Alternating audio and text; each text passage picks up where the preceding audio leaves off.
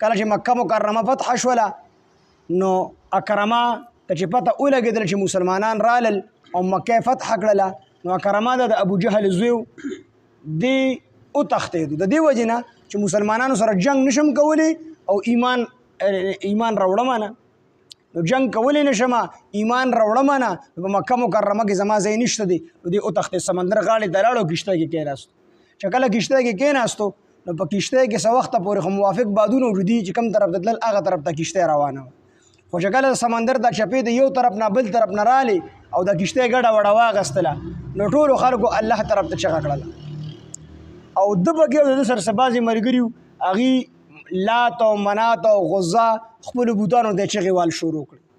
نو د کښتۍ هغه ملاح ورته وي د لات او منات او غزه دا قسم خدایان سمندر کې د دې چپو نه خلاصې نشي تر کولی دا په کار نه راځي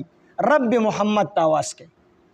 د محمد صلی الله علیه وسلم چې کوم رب دی هغه ته ټول په یو اتفاق سره چغه ووهئ نو چې کله په مونږ باندې په سمندر کې دک شان چپې راشي مونږ رب محمد ته آواز کو الله زمونږ نه چپې لري نو اکرما چې دا خبره واورېدله نو هلته کې نیت وکړو چې زه خو د هغې رب محمد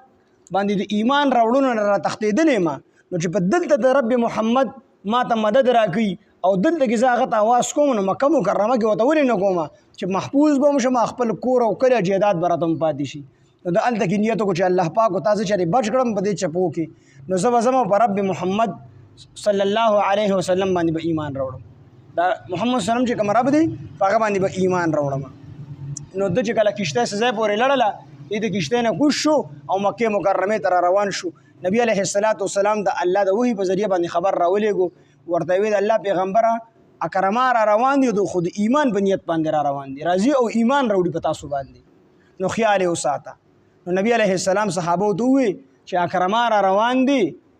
استقبال به یې کړو او دویمه خبره دا ده چې هغه ګورې د ابو جهل زوی دی نو د هغه په مخ کې به د ابو جهل بدي نه بیانوی دومره ښایسته اخلاق د نبي علیه السلام ورته ویل چې د ابو جهل چې دا د نبي علیه السلام د سر دشمن او نبی علیه السلام فرمایي چې زما فرعون د موسی د فرعون نه سختو ځکه د موسی فرعون چې ډوبېدو نو ما په رب موسی و هارون ما ایمان راوړی دی په رب د موسی او د هارون علیه السلام باندې او زما فرعون چې کله هلاکېدو نو عبدالله ابن مسعود رضی الله عنه زما دا سر دې ځای کې کټ کا چې خلکو ته پته لګي چې دا د سردار سر دی چې زما د سر پکې دنګ ښکاري او ورته وی د مسلمانانو د پیغمبر سره مې نور هم بغض پیدا شو نو نبی علیه السلام صحابه ورته وویل چې د ابو جهل بد به د اکرما مخکې نه بیانوی نو دی بیا راغی ایمان یې راوړو